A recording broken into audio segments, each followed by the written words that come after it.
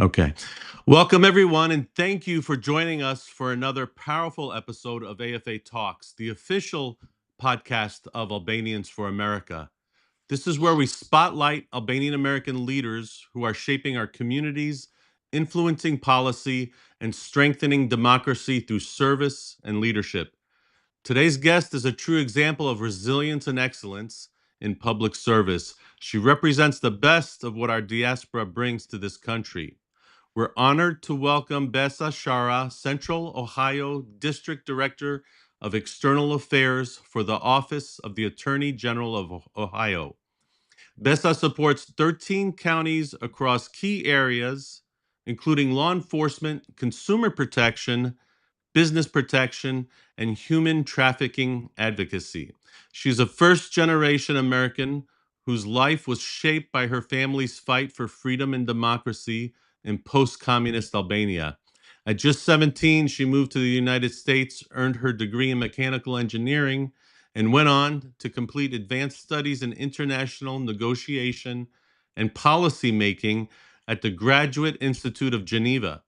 With experience spanning JP Morgan Chase, the Federal Reserve, OFAC, international law, and political consulting, Besa brings a rare global perspective to American public service. She's multilingual, deeply engaged in international affairs, and a passionate advocate for civic leadership. Besa, it's truly an honor to have you with us today. Welcome to AFA Talks. It's an honor to be here, Doc.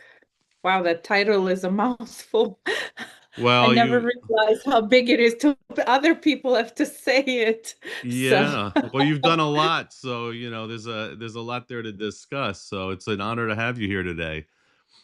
thank you. I'm honored to be here. I'm excited to be speaking with you. Thank you. We met at in DC during Ambassador Bushati from Albania to the United States. He had the celebration for Albanian independence, and sorry about that. And it was over at the Army Navy Country Club that day, and I was so amazed by how they had so many Albanian officials there, Albanian Americans from all over the country that had shown up that day, and so many military attaches. There were U.S. generals there, Albanian generals. As a matter of fact, I was real surprised by the amount of Albanian military together with U.S. military at that function. But it was a great function, and I really enjoyed it. I mean, what did you think about it that day?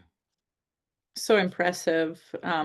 Anytime Albanians get together, it's guaranteed to be an impressive show of both credentials, charisma, beauty, tradition, all the things that our incredible culture has to offer. I had a great time, especially because I created a bond with Ambassador Bushati when he was here at the NATO summit in Ohio last May. That was held here.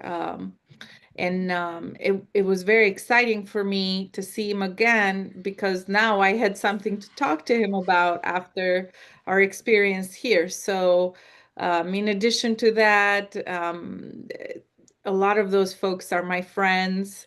I happen to maintain contact with them consistently to make sure that we're also being supportive of things that are happening with politics in Albania. And so that's kind of my heart and soul, is to make sure that as we serve the United States that's given us so much, we keep in contact with the diaspora here and keep cultivating that messaging to make sure that we don't forget our roots. So that was a great way for me to catch up with everyone. Well, so you had a NATO summit in Ohio, and Mhm. what was your role in that, or were you attending? And it's interesting that you bring that up because Ohio is where they had the Dayton Peace Accords Yes, during the '90s, during the war in Bosnia. So there's a lot of connection history. between the Balkans and Ohio seems to have some kind of special connection in that way. So I don't know if you can expand on that as well for the Yeah. audience. Yeah, well, if you allow me just a minute or two because I have to connect it all together on how we got there, right? So I have a deep connection with Dayton, first of all, because I went to school at Wright State. That's where I got my engineering degree. And Wright State is right by the Air Force base there at Wright Pat. And so it had a deep significance for me going to school there because of the peace accord, right? That was the only way as an Albanian that you'd actually know where Dayton, Ohio was. And so I grew up kind of with that mentality of loving these places that have supported us as a region so much. And so that's kind of how I learned about Dayton. Fast forward 22 years later, right? I'm representing the United States of America, specifically the state of Ohio, through the Attorney General's office at these events. And I get a call, and this call was actually a dear friend of mine. I'm not going to mention him and embarrass him, but he said, "Look, we are coming to the NATO summit with the president of Albania and Ambassador Bushati, and we're looking for to connect all the Albanians together in this area, and it doesn't look like there's a lot." And I said, "Oh, you are so mistaken. You have no idea, and I know them all, you know." And so that's how we started connecting, because I was going to be there for those 3 days, just sort of as part of the Attorney General's office. Actually, the Attorney General's does guarantee the security for that entire event. So 14,000 men and women of the Ohio Highway Patrol, Sheriff's Office, you name it. I'm not going to go through all the agencies. We're coordinating through the Attorney Generals to guarantee the security of 600 different world leaders. So it Mm. was a big and exciting experience for me. And then we got to meet with the president in a very interesting way, because there's an organization in Dayton called Athletes in Action, and they happen to bring in athletes from all over the world. And in fact, the director there had spent 12 years in Albania, in Tirana. And so I called him and I said, "I've got some special guests. Are you willing?" And he said, "As if I can ever say no to any Albanian." So that's how it Mhm. started. And we did a fantastic tour of that facility. The campus is about 10, it sits on about 10 acres. And the president was so overwhelmed by all the athletes from all over the world, and so was Ambassador Bushati. So that was a fun experience. And then we did the NATO summit dinner that night, and it was a good time for everybody to kind of mingle. They met a few of our congressmen while there, and so we built this connection with Ohio and Albania that I don't think anybody expected within like a week of getting together. And that's the Albanian way. We're friends, we're family right away, you know. So yeah. Absolutely. You know, it's funny because whenever we're working with congressmen or representatives or senators or even local officials, and we have an event, Albanian American or Albanian event, or President Osmani visiting or Prime Minister coming to visit, and whenever we kind of bring them together with the Albanian community, they always seem to really, really enjoy our company. And we're always people that like to dance and sing and And the enjoy food, ourselves and the forget the food. food, so it's these politicians, they endear themselves very well with our culture and our community, so it's always a big, makes it an easier way to kind of connect, you know what I mean? So Yes, indeed. Absolutely. Well, we happen to have built a connection like that with a dear congressman from Ohio. His name's Mike Carey, and he's very excited. He'll most likely visit here very soon. Actually, both Kosovo and Albania. And so that will be I think, a very fun tour. And I'm looking forward to not just introducing him to culture and to the food and all these things, but also to the ability of Albania and Kosovo to build business relationships and trade channels with the United States, which I absolutely believe is possible. Absolutely. It's we'd spoken before about your work on trying to bring him over there and doing the CODEL congressional delegation to Albania and Kosovo. Where are you at with that right now? How is that process going? How difficult is it to kind of get through all the paperwork and that's required for something like that? It like everything that's not done before, at least for the state of Ohio, I will say there is challenges, right? This one was kind of interesting because we got to a certain point with our planning of bringing the congressman over there, and then we discovered that there is certain, I'd say, security issues that will need to be a bigger part of the planning process. And so one of the things that we're going to need to do is to work with both the State Department and Albania and Kosovo to mitigate some of those risks. And I believe that it will happen. So I'm excited about it. I'm looking forward to the planning process as well. So, Well, good luck with that. We wish you the best on all of it. Um, mm, you spoke earlier about how you wanted to look at business and economics as a way to grow the relationship between United States and Albania or Kosovo as well. And a lot of the talks that AFA Albanians for America has with Capitol Hill when we go advocate is about that. It's about business and getting an established foothold of a company that might not have been interested before now to show some interest and to come to the Balkans and to try to help economically that way with the resources of a new business coming in. I think it's the best way of solving so many issues, whether it's corruption or the tensions in the region between countries and between peoples, and is to establish the root of the people where they're working and they're bringing in income and they're spending their time trying to work rather than think about just all the issues or problems or differences we have. What do you think about that? How important it is? The economics is really the key on all the issues, solving most of the problems that we have in that region. yeah, yeah. Well, for me personally, it goes back all the way to my upbringing. The family that I come from has always been a family of commerce and business people.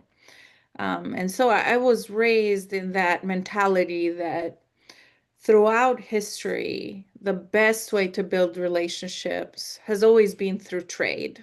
And I absolutely believe that in addition to that, bringing economic development to this region as a whole, right, I believe might solve quite a bit of problems for immigration.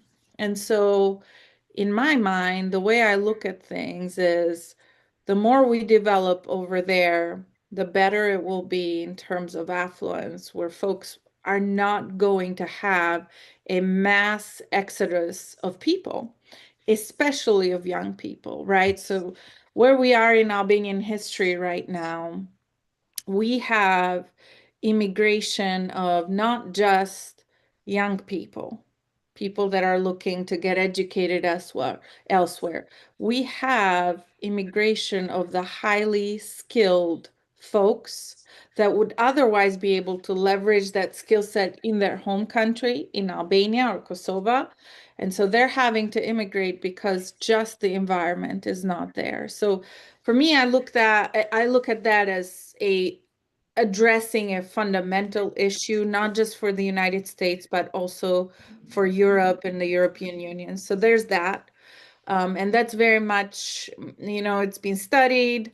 that economic development within a particular region helps everybody, right? It doesn't just help the country at hand, it helps the neighboring countries, it helps the world as a whole, and we're all working towards the better good. And the better good is for everybody to have a decent, worth living kind of lifestyle within their home countries.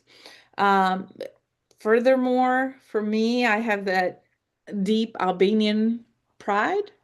And so I want folks to know more about Albania, to understand that this is a country with, you know, incredible history. I mean, going back 8,000 years, right? And it's just impressive to learn so much. And the language that we speak is absolutely one of those languages that needs to be preserved, right? Not just by Albanians, but other people need to learn it as well. So I get real excited talking about that.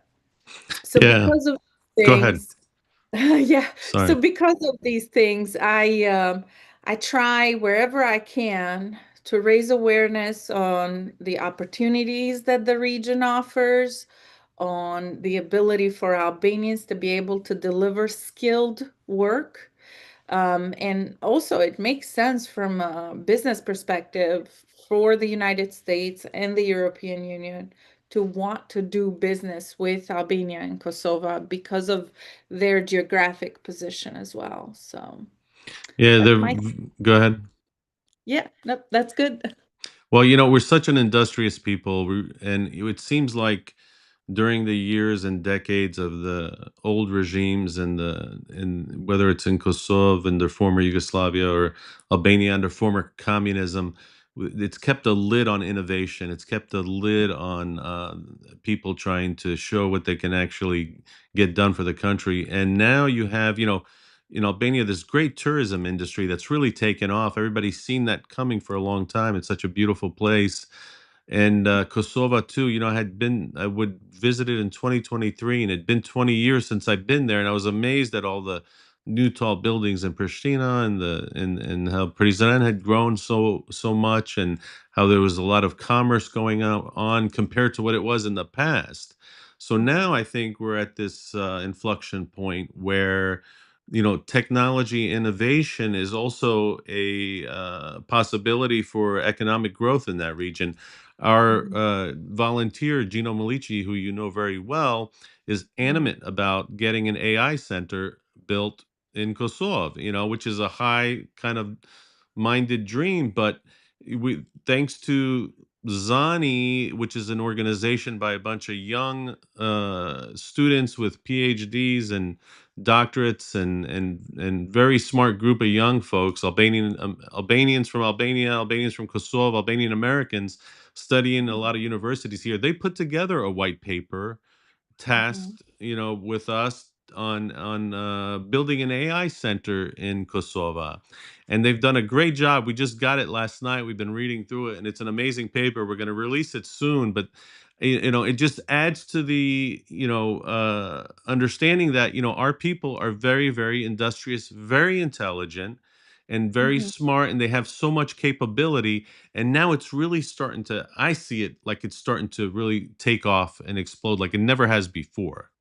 mhm, mhm. Well, I think with AI, it's just going to be unstoppable, right? The ability of folks to be able to deliver faster and cheaper will only get enhanced and elevated through AI. One of the things that I have noticed whenever I am in Albania, I feel like they're better connected. They're in tune with everything that's going on in tech, sometimes even more so than we are here. They're very much on it in terms of what's new and available to leverage for their businesses. So I get excited about that. They've got digital banking now, which is very, very exciting. And it's not, I say now, and I shouldn't say that because it's been there quite a bit for about, I'd say for 12, 15 years now. Mm. And so that's very exciting because companies like, for example, EasyPay, have made it so much easier for Albanians to be able to send and receive money, pay their bills online, all the things. And the reason why that has been impactful is not just for the fact that, okay, that's a convenience factor there. There's a lot of Albanians that, first of all, send money to their folks, right? And that's a very fast way of doing so and very secure. But also that own properties in Albania, and they can leverage payment digitally from wherever they are, right? And there's a lot of those folks that do that, and that includes myself. So I get very excited when I have convenient factors like that where I can leverage it and be able to connect with Albania fast. And yeah, so I only think it's up from here in terms of not just connectivity, which is always going to be there, honestly, for Albanians because they're always on it, but also in terms of leveraging AI to make money and be prosperous. So, Besa, before we talk about your day-to-day work and your job at the Attorney General's office in Ohio, I wanted you to share your story about where you grew up, what town you're from back in Albania. When did you come here? How was that journey for you? And maybe you could tie that into the American immigration story and what that means to you. yeah, well, I get so excited. So you'll have to stop me No, please go on. about talking where I came from. So I'm from Lora. I am from the southern side of Albania. I argue it's the most beautiful It side is of Albania. beautiful. It is very, And it's a good argument. I go there every chance I get, whether it's winter, summer, spring, I don't care. I have even gone there just for a few days to be by the seaside, see my hometown, and come back, right? And so that I have a very special connection with Vlora, especially. So I'm from Laura. I was 17 when I got admitted into college here. So a lot of stories that you probably hear are those of immigration and tough circumstances. And yes, my story was tough, right, in terms of leaving a post-communist country, but I didn't swim an ocean to come here or through terrible travel, etc. It was my first time on a plane. I was very excited. My mother was a teacher for 42 years, and she Wow. made about $200 a month. Mm. And I remember right before leaving, she converted the money to $200 and told me, "Here it is, spend this for the month." And I'm thinking, you have no idea, right? Uh, It's gonna but it last a was day. exciting. Yeah, it was an exciting time. I only had whatever I packed in my suitcase, and it was all my dreams. And while my dreams, I didn't exactly know what to expect in terms of how fulfilled I would be in the United States. I knew that the one thing that I was going to have was the opportunity to show people what I could do as Besa, not as my last name, not as anything, which was the tough part about growing up in Albania, right? There's a lot of, unfortunately, there's a lot of history there associated with last names, etc. And I had that. My father was the first ever elected democratically mayor of Albania, of Vlora, I'm sorry. And I come from a family that was extremely persecuted. 7 people of my family were executed Mm. during communism simply because they wanted a better Albania. They wanted to build the country. They thought it had every opportunity to do so. And guess what? Communist regimes don't appreciate free thinking. And so when we overthrew communism, my very first memory was actually about, and I remember I was almost 6 years old, and it was my dad climbing the stairs of Sheshi Flamurit, which is the hometown square, if you will, and making a speech about freedom being here, and we have overthrown communism, And so that's my first ever memory I recall. It's my dad with a microphone. Mm. So, as a young girl, when your first memory is democracy and it's liberty and it's freedom, to be able to be, just to exist as a human being, right? That is impactful to the core in the way that you handle the rest of your life. And so my life has very much been, yes, I will be an engineer and I will do very well for myself, but what will I leave behind? So legacy is important, not just in the way of what I leave for my kids, but the ability to leave this world a better place than I found it. So it's really, I am very driven by that. And that's how I have sort of led with purpose my career. I was an engineer for about 7 years until I figured I wanted to be in fintech. And so I joined JP Morgan Chase and the Federal Reserve in this very exciting project they were doing about keeping banks all over the planet safe. So it was about $3 billion worth of initiative with the Office of Foreign Assets Control. And I enjoyed that very, very much because I learned about money laundering there. And, and we saw a lot of Albanian names, unfortunately. And That's so funny.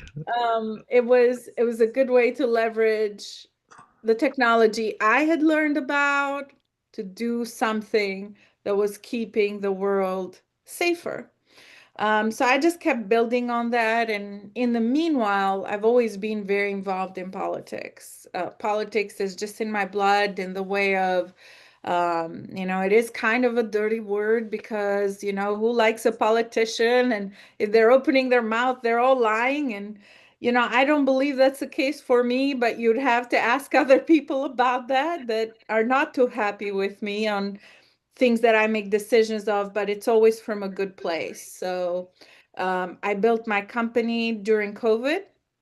In fact, I was 5 months pregnant, and I remember thinking to myself, that I just remember this perception of the doors and the walls closing in on us in terms of freedoms, right? And that just didn't sit well with me because I felt like I had seen this movie before. My mom and dad had seen this movie before. And how do I get involved? So the way I got involved was I got my first client, and he was a Supreme Court justice here in Ohio. And it was really exciting because he interviewed me, and I had done a few other things before in terms of with my business. And he said, "Oh my gosh, let's see what these Albanians can do, right?" And I'm like, and I remember that because he always picks on me. I see him quite a bit with that. There's the Albanian, and I fought very hard for his seat specifically through the company because he was the one that respected the Constitution the most. And for me, that's a very important step in being an American, is being able to respect the United States Constitution, understand that it's not a live document, and these are fundamental freedoms, and they don't just change depending on which political party is in power. So that's how I'm built as Besa. So there's more where that came from. We had a lot of issues here in Ohio specifically in terms of a lot of the larger families that that somewhat want to mingle in politics, specifically trying to do that through the Supreme Court, right? To be able to control the Supreme Court, which controls the ultimate decision making of a state.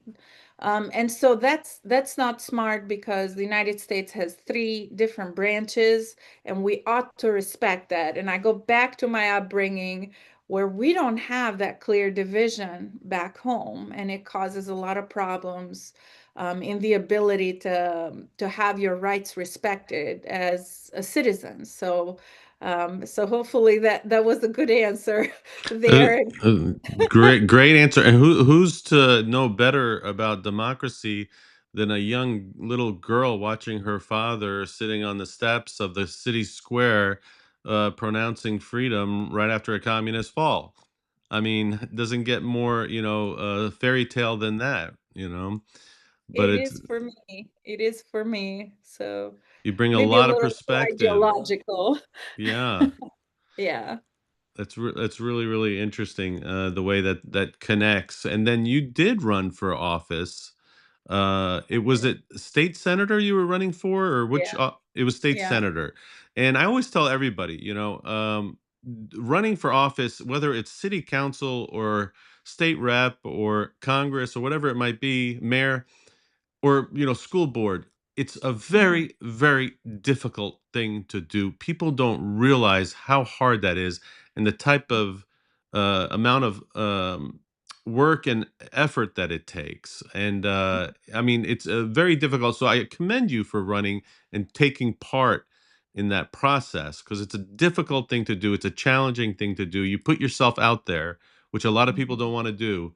And then as an Albanian American and as Albanian American woman, it's even more difficult, I think. And and it's people like you that are leading the way and giving other younger Albanian Americans a light to follow in that path, and opening that road for so many more. So talk to us about that experience. Sure. Well, when I got the nomination, actually, the president of the Senate called me. I was actually in Korcha. I was vacationing in Korcha. It was like November, end of November. And I always get very excited when I'm there, and there's no hardly any connectivity. So I have fun just being in nature. But Mm. and I'm afraid of heights, and that's the kicker about me going to Korcha, by the way, because it's so high. Mm. I picked up the call, and I basically was told, I'm sick and tired about people calling me to get Besa Sharrah to run. And I said, "Well, good morning, Mr. President." It was very and I know him personally. He's a great guy, very down to earth, no big deal. So it was interesting to me that that's how the conversation started. And he goes, "Do you want to do this or not? You're about to face a lot of tough liberals." And I said, "Those are my favorite kind."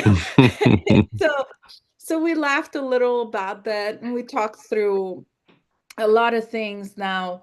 The thing about me as Besa is that I'm not foreign to campaigning or to raising money or getting people elected and into office. And so it wasn't like I didn't know what I was getting into. I knew this was a very tough district.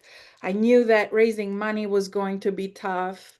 And in my mind, I thought, look, if I'm going to do this, I'm going to pull out all the stops and let's see what happens. And we had a great time doing it. We had so many folks that united and voted for. And when I say us, it truly is a team effort. I had about 60 people that were volunteering for me, just knocking doors. We knocked about 52,000 doors total. Wow. So that was incredible. Like we had a rotating team all day long going out to folks and saying, you really got to get to know this lady. I mean, she's not even your normal Republican or Democrat. She just lives in her own little universe there, and her ideas are different, etc. So in the end, besides the fact that politics does what it does, right? And every minute counts in terms of leading up to election day. One of the things that we had here in Ohio was an issue that was going through the ballot. And that specific issue had to do with gerrymandering. And what it does is essentially is redistricting Ohio in a way that representation makes sense.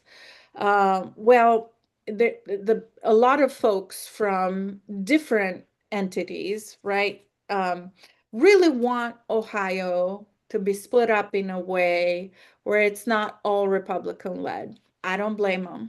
That's great. Have at it, right?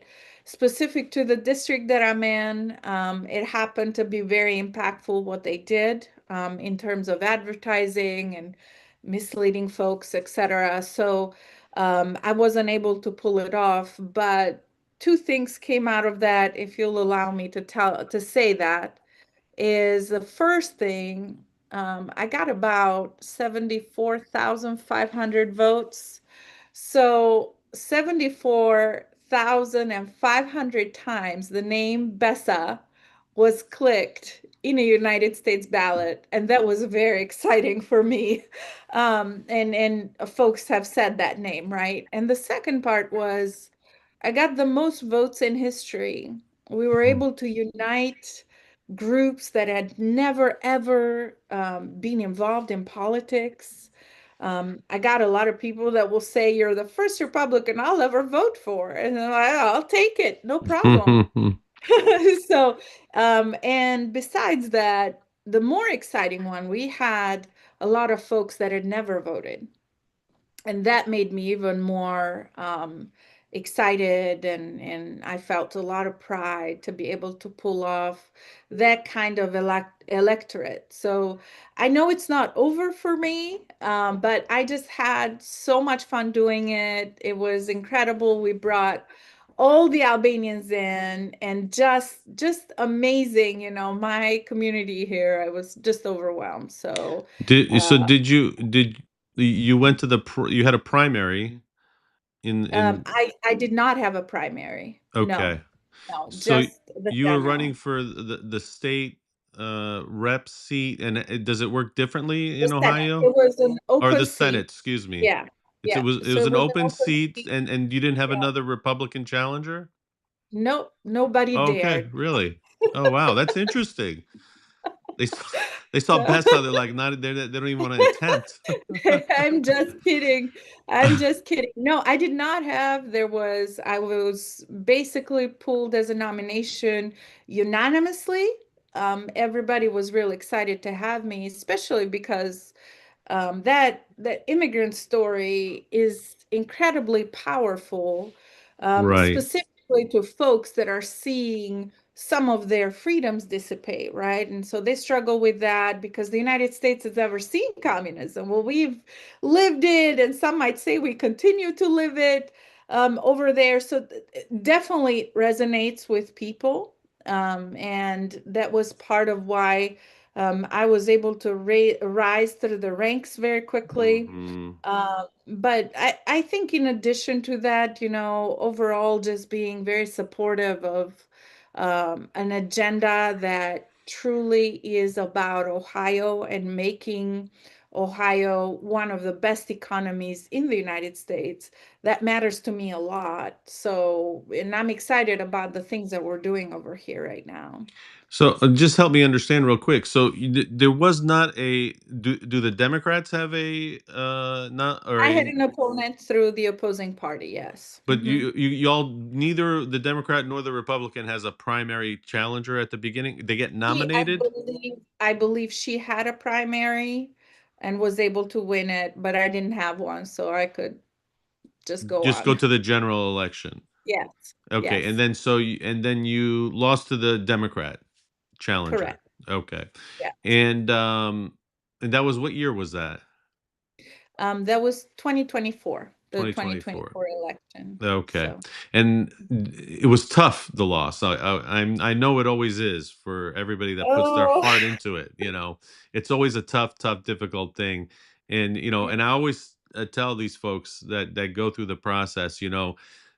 Bill Clinton, when he lost his first election, and then he went on to win as governor and then president. So many, politicians lose an election before they actually win one. But I know that's not something anybody ever wants to hear. It doesn't help much with the pain, but yeah. it was a tough ordeal. I can imagine. It was it was fun to run. It was a great experience. I remember hearing from a lot of our senators. Senator Bernie Moreno reached out to me. saying, listen, this is just the beginning. You have no idea what's coming for you. Only God knows, right? And a lot of other folks that truly believed in what we were doing. And for me, I'd love to tell you that I'm above all that, and the loss was just that. It's just a word, but it's not. It does hurt. Probably not for the reasons that you thought or you think of, but more so you just feel like you let people down.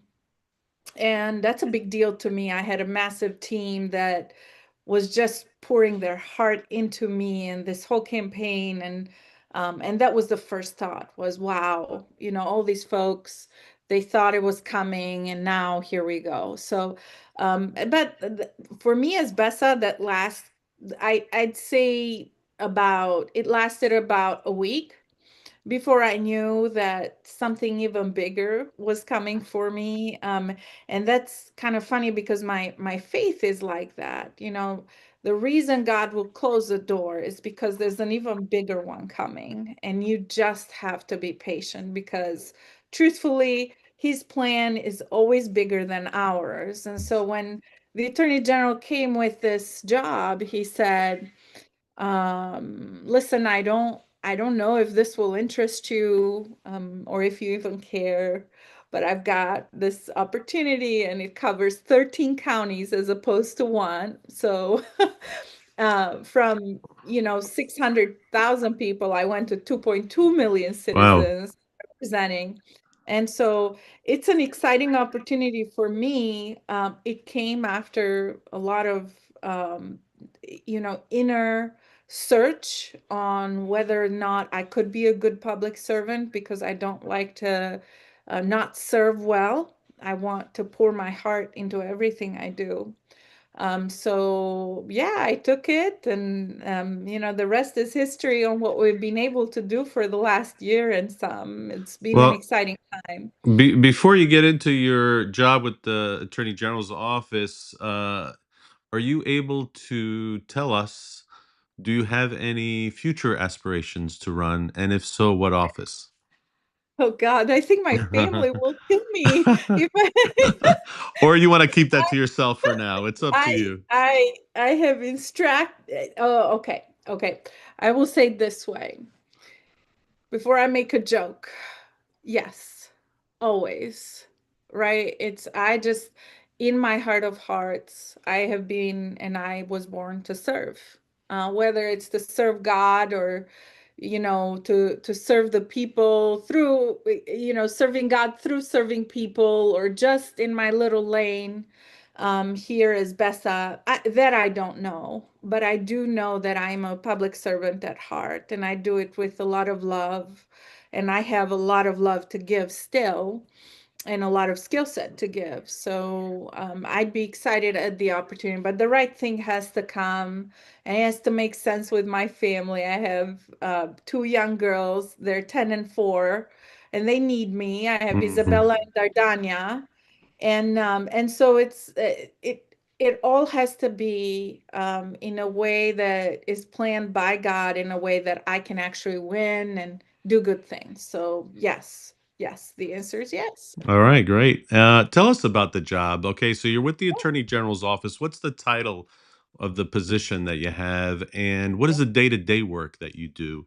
And is it something you plan on being with for a long period of time, or do you see progression in other areas in Attorney General or government in Ohio? Um, so I am the district director of external affairs for my area. So I have 13 counties under me that I serve. And the work that I do, so I directly report to the Attorney General and all the folks within the Deputy Attorney General's team. Personally, so that a lot of the things that I do, in particular with law enforcement, are is to support them in whatever things they have going on, whatever initiatives, grants, that sort of thing. So that is a big part of what I do, is keeping our law enforcement on track, making sure that they feel supported, they have all the tools that they need to succeed, etc. That includes working with BCI, which is the Bureau of Crime Investigation, and making sure that they have all the tools that they need.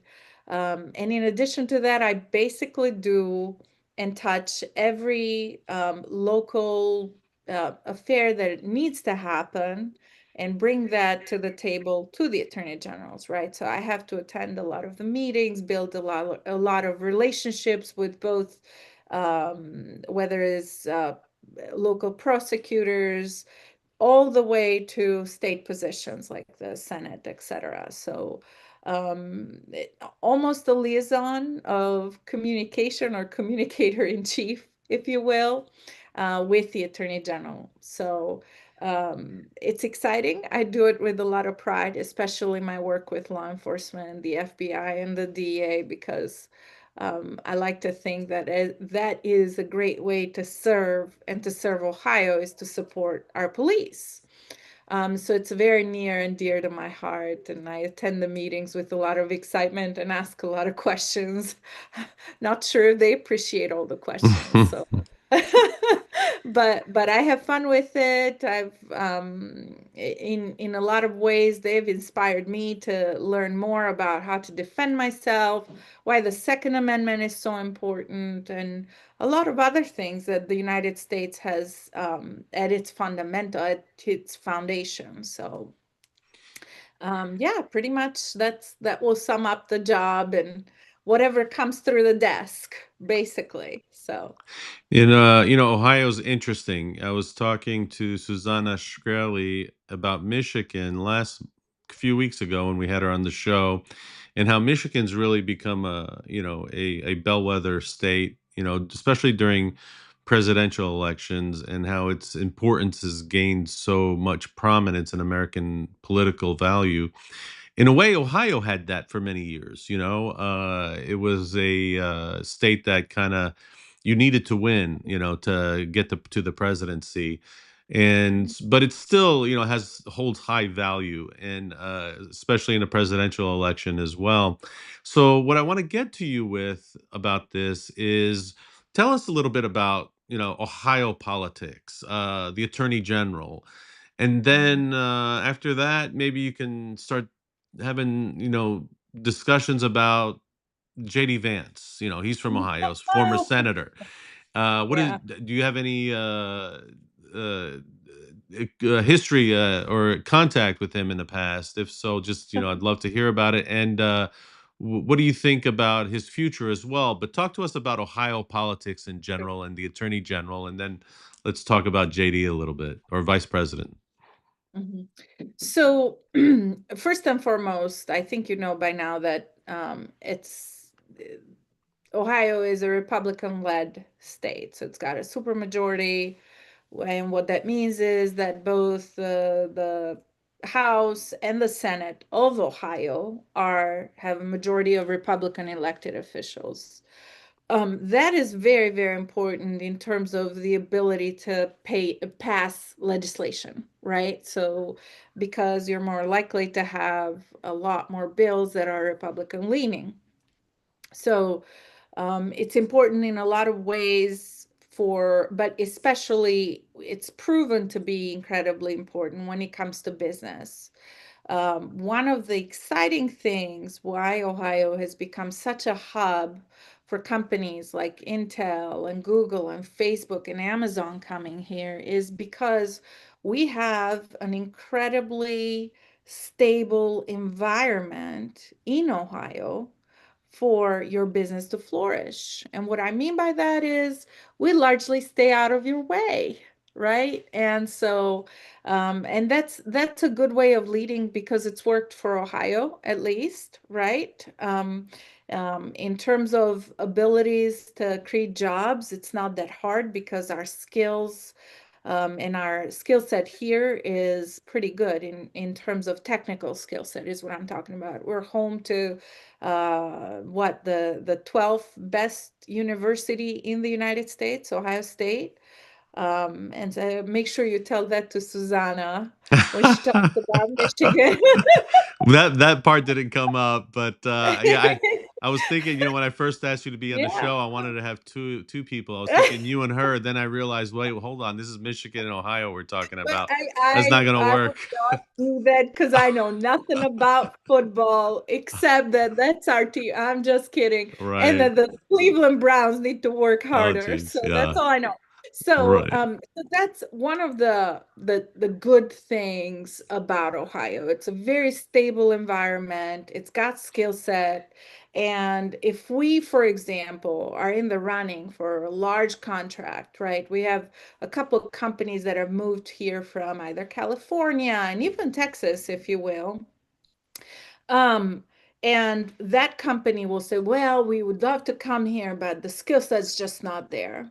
We're really good at basically putting together a good coalition of folks that have the ability to foster that skill set and bring that trade in and train those folks, and they're back on there making sure they deliver. So we have put a huge emphasis in the trades, especially, the ability to build, as I'm sure you know, chips. And we have a lot of things that are happening here in terms of data center technology and initiatives, to the point that we're getting ready to build a whole new power station. Mm. And so it's become one of those states where, through legislation that makes sense specifically for business, we have maintained a very peaceful way for your company to exist here and do very well. And then, by the way, if you want to bring more workers from a different part of the United States, housing's cheap here in comparison to a lot of other states, and relatively cheap, I will say. And so we have a good way to educate your kids with great schools. And am I doing a good job at good advertisement for Ohio? You're So, doing a so great job. so that's what the political environment is. It's a very stable environment. Um, Furthermore, in terms of abilities to have social programs, we have great initiatives in terms of social justice and supportive of even jail reform. One of the big things, when I talk about that, and it's I've learned so much being at the Attorney General's office, has been the ability to go into jail facilities where you essentially do not see a gun inside, right? Because it's more of a mental health facility than an actual jail. And in fact, I was visiting one, state of the art, great initiative with the Department of Justice, where the way the sheriff explained it to me as I was touring was, our goal is for these folks to never ever see a gun in sight, to work on themselves and to become better and have the ability to re-enter society. And so that, vocalized by a law enforcement individual, is a really big deal, right? Because it means that the folks that are sitting there protecting the law very well understand that protecting the law means mental health issues being addressed. So I get very excited talking about that. I'm proud of the things that we're doing in Ohio. Is there more to do? Absolutely. As you know, we've got Vivek running now, and Oh, I didn't know he was running. What's he running for? Oh, governor. he's the running for governor. Oh, Yeah. who's challenging him over there?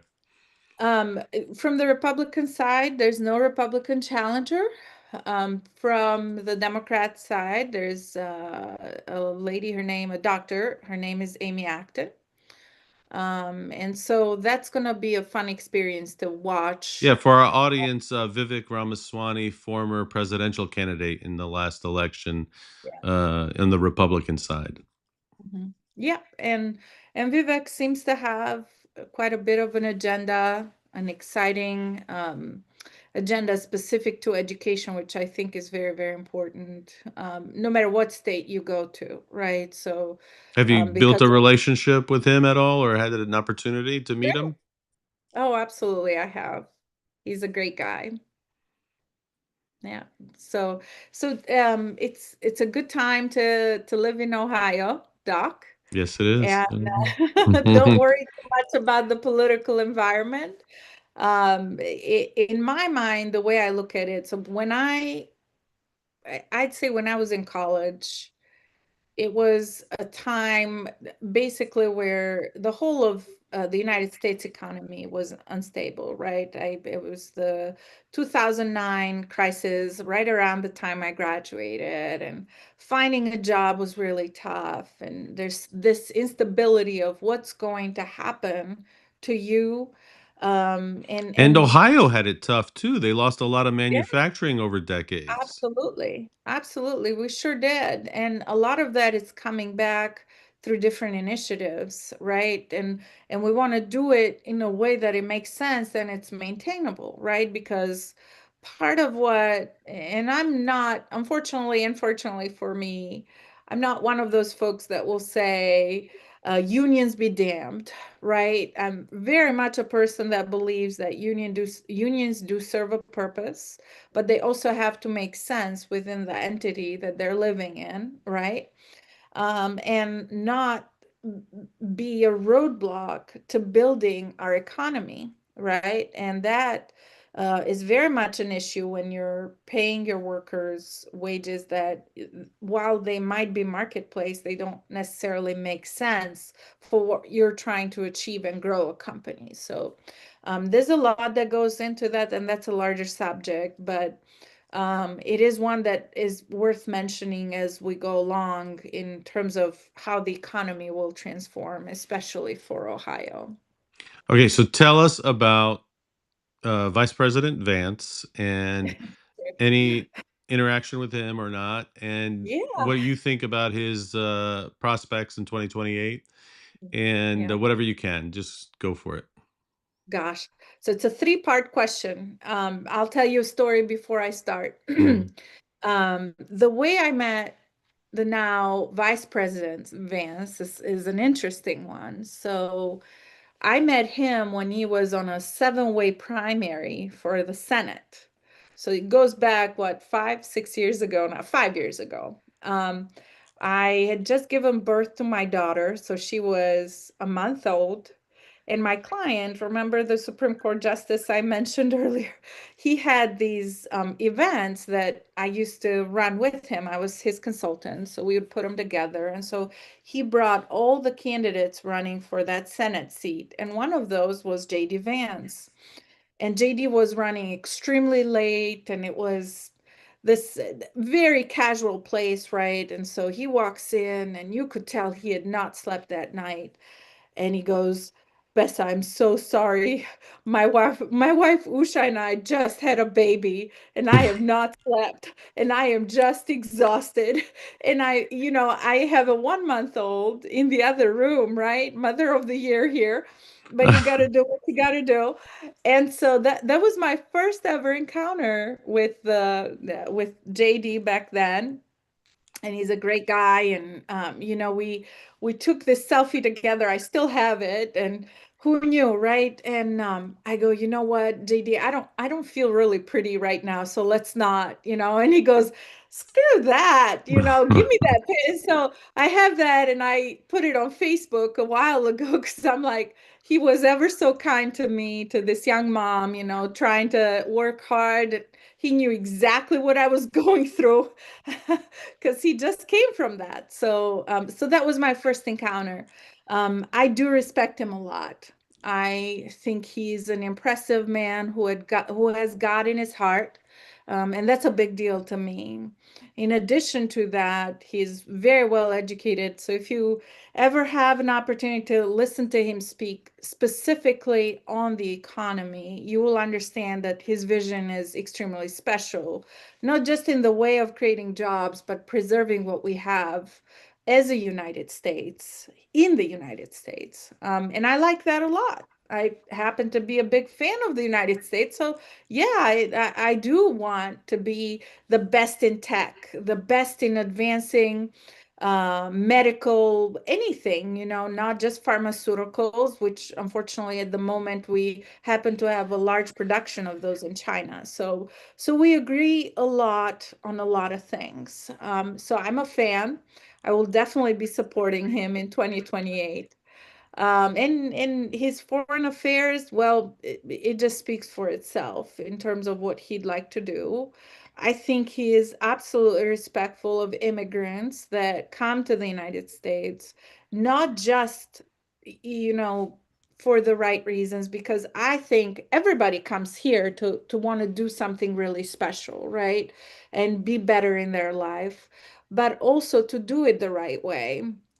I think one of the things that's important to me as Besa is, when you come here, to be a big fan of the United States and to be a good American, and respect the laws and the standards that we have here. So we agree on that, and but so much more. But yeah, he's a big Reds fan here, and I know nothing about baseball again, but he'll tell me that. He said that a couple times.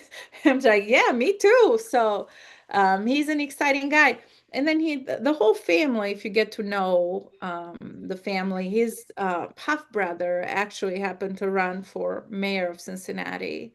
And you'll notice that as a family, they have public service in their hearts and want to do something special. So his brother Corey and I grew very close during his campaign as well. And Mm. I really do respect that family as a whole. So. It's another, indication, when, we started Albanians for America and trying to, encourage Albanian Americans to run for office and to take part in the American democratic process, but to also engage with elected officials. I've said this many times in the past. We have our congressman here locally, Congressman Keith Self. He's been a very active and strong supporter for Albania and Kosovo and Albanians back in the Balkans, as well as Albanians in America, Albanian Americans. He's really taken on like the lead in this area. And at first, we started developing, getting to know him and him getting to know us. But like yourself with JD Vance, when you first met him, you didn't know he was going to be vice president of the United States. We didn't know Congressman Self was going to be the chair of the European subcommittee that oversees the Balkans, And but that's why it's so important for us as Albanian Americans to engage locally with Mhm. our local officials, because you just don't know where that person or that individual might wind up in government, and the kind of the power that they might have one day that can really make a difference in the lives of the Albanian American community, and then in the lives of people back in Kosovo, in Albania. I mean, you've got this relationship right now with everybody saying number one contender for the 2028 Republican presidential race. So it's wonderful that he gets to see an Albanian American. He gets exposed to what our issues are and how important that is. Well, over the years, we and I personally have participated in a lot of initiatives for Albania and Kosovo. One of those initiatives was, I'm sure you've heard of it, the vote of the diaspora. Yes. Specific to Albania, I won't speak about Kosovo too much because they were able to establish it, I feel like, with no problems at all. Albania was not so lucky. So it is actually in the Albanian constitution that you can vote as an expat, right, from overseas in national elections. And so that part of the constitution was not being executed, it was not being implemented. With a lot of my friends, actually, my friend Flori Hachkai, who led the whole initiative, we worked extremely hard to make sure that that right got implemented. The reason for that wasn't because Bessa just doesn't want to travel back home, right? She doesn't want to go, etc. There's a specific part of that rule that very much stops, right, anybody from stopping you from voting, and your vote would count. And that got implemented. It took 5 years to do that because of so much political animosity, and the dynamics over there is really tough. So when I talk to our elected officials, whether they are local to our Ohio Senate, or the House of Representatives, or really the United States senators, it's very important for me for them to understand that when we advocate for keeping that connection alive with countries that we were born in, it's not because we don't love the United States. It has nothing to do with assimilation, but very much to do with the ability to bring in or back the mentality that we have in the United States, right? It's like, for me, bringing people into Albania and keeping them connected, whether it's through the vote or tourism or trade or whatever, is very much serving the United States, because that mentality, that ability to think differently in a very Western way, is something that we weren't born with, right? So we've had to cultivate that over the years, and we have to keep learning. So I struggle a lot sometimes with folks understanding, well, you just love Albania. No, it's not that. Of course I love Albania. I'm never not gonna love where I was born. That is not going to happen, no matter what the politics is. But what's important to me is more so than loving a geographical connection, is actually the ability to change hearts and minds back home so they can develop the country, and we can all do that together regardless of where we exist. And that to me is serving the United States. So We're getting close to, coming up in an hour here and to the end. But tell us about your community in Ohio, the Albanian American community. Or what city are you in first, and how large is it? And tell us about, some of the other individuals that you might know from Ohio, Albanian Americans, whether it's businessmen or other folks that are looking to get into politics, or other interesting Albanian Americans that come from the state, and their influence on politics as well in Ohio, locally there. yeah, so first of all, I live in Columbus. Columbus is the capital of Ohio. There's about 1 million people that live in Columbus. A large part of the Columbus population is actually immigrants. Actually, the whole county, and I am in Franklin County, is very much immigrants. We have a interesting mix of Pakistani, Indians, of course, Albanians, Italians, um, you name it. Somali population is very large here. And so and Bhutanese, for example, I've gotten to know them over the years. Um, so we're very much an immigrant friendly kind of city, and of course Ohio wants as much diversity as they can handle. um, it- for me, we have a great community here. It's not just located in Columbus, it's also located in Cleveland. And we get together and do events and dance and sing and eat all the food, right? And I get very excited and I love it when they invite me. We did start an initiative not too long ago before I ran. We started an organization that was great in its own because of we got a lot of people, not just from Albanians of Albania, but also from Kosovo. And so that made me really proud that we were all able to kind of coexist in the way of leadership and doing something for the community. So we do have a small school here. It's very cute, and the kids are learning Albanian, which is a very, very important thing. And so yeah, we do, and we're active. We get together and support each other.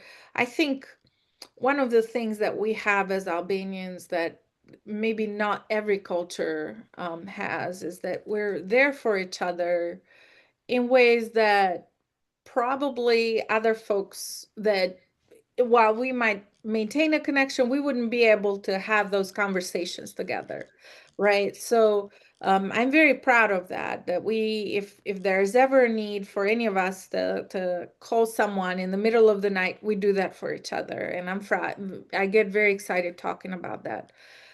So there's that brotherly love. I think what I'd like to see probably a little bit more is advocacy in terms of federal programs that would be impactful in the Albanian United States relationships. One of them is there's this MICAS program that, and in the beginning, we spoke about my visit over there with Congressman Kerry.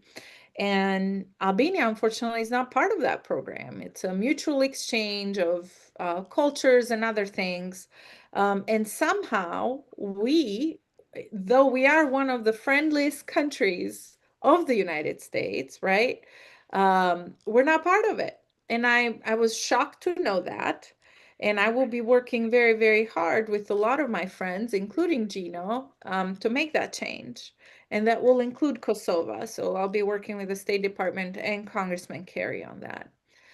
In fact, when I was in DC, I did tell the State Department desk for Albania, hey, have you seen the, like, you did you know that Albania? Oh no, I had no idea. And so it must have fallen through the cracks, but part of it is that ability to have a solid, strong advocacy presence in Washington, D.C., specific to Albania and Kosovo, working very hard to make sure that we continue to raise awareness on that part of the world. So that will be one of the things I would like my Albanian brothers and sisters to join me in. That's well said, Besa. As you know, Albanians for America was created for that reason, and Mhm. it's been a long road, but we've been having a lot of success recently as well with it. I mean, I wasn't expecting us to get to where we are so quickly. We were happy to I have, love yeah, that. Congressman Self.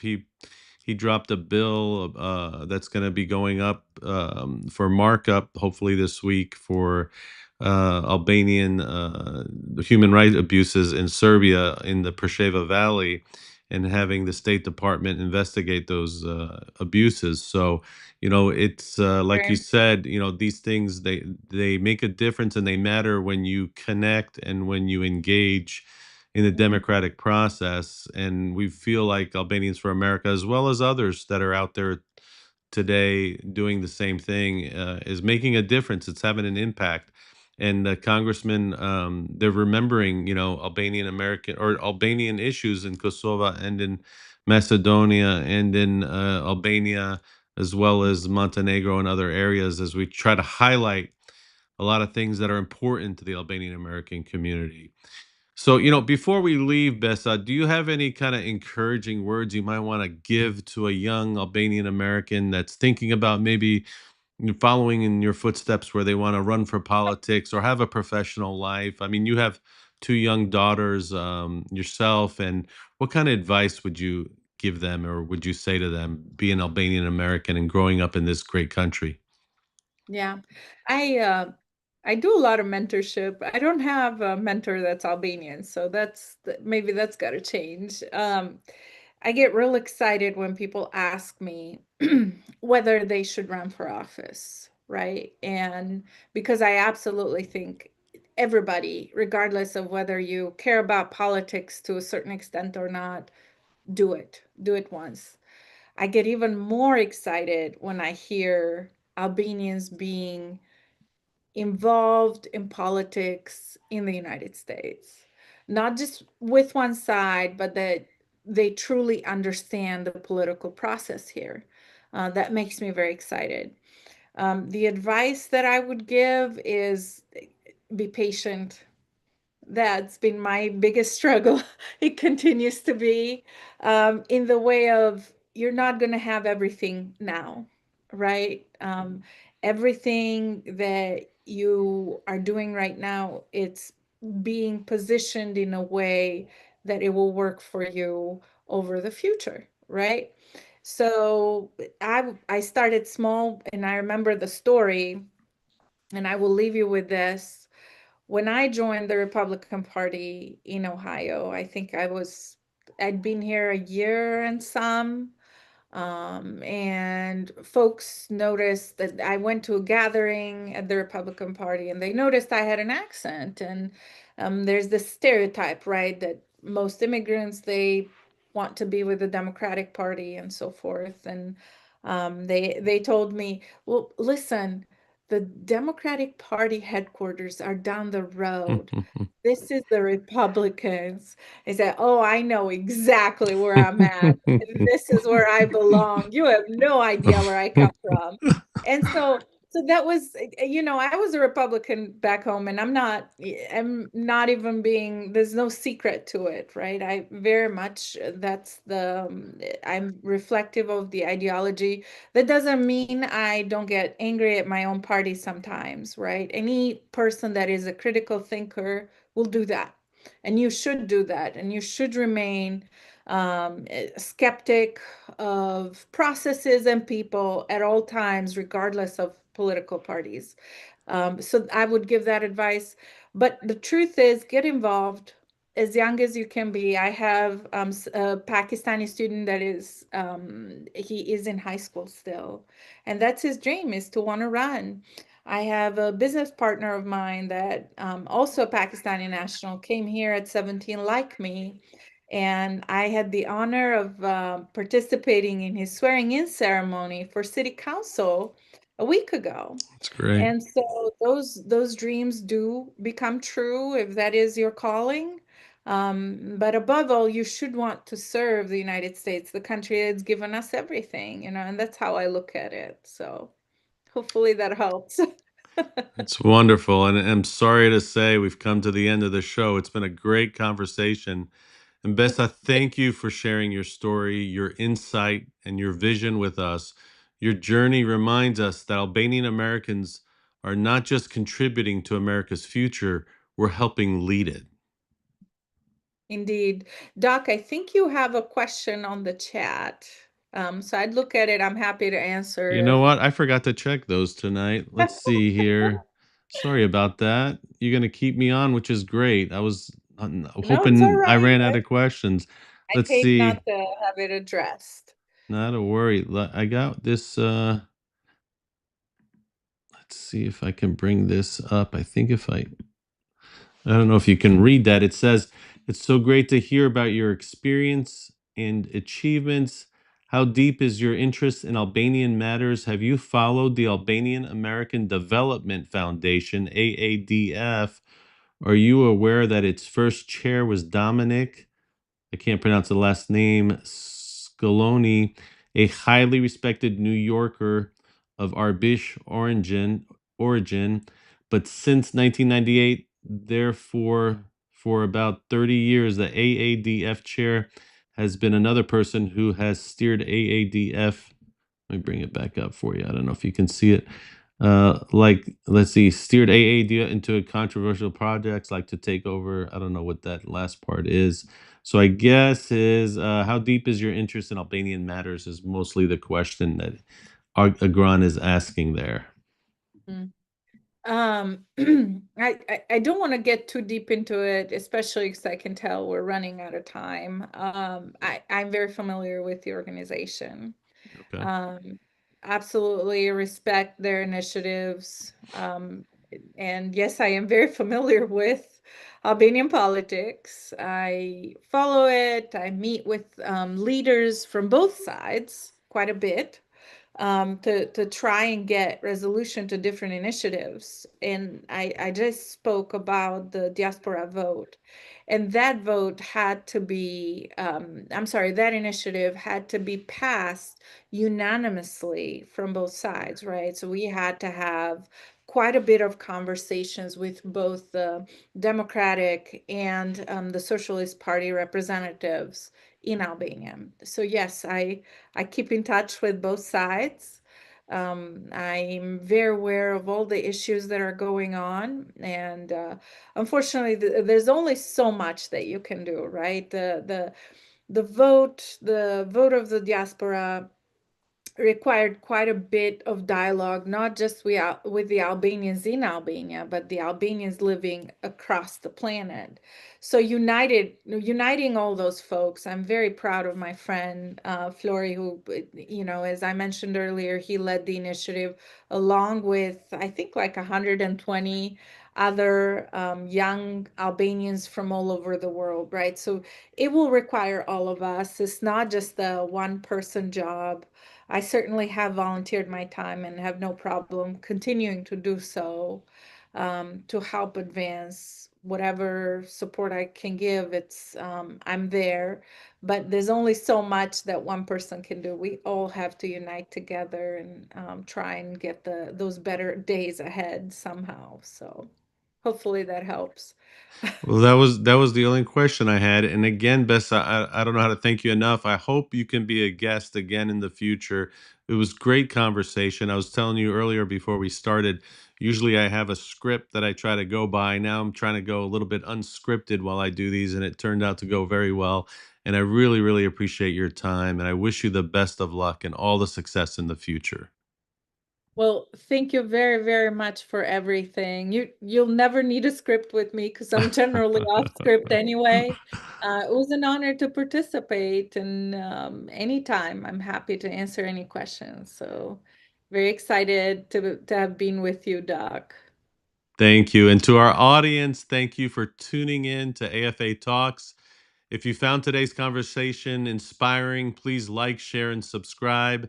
Together, we continue building a stronger, more engaged Albanian American voice across the nation. We'll see you next time. And as always, Miro Pavshin. Mir Pavshim.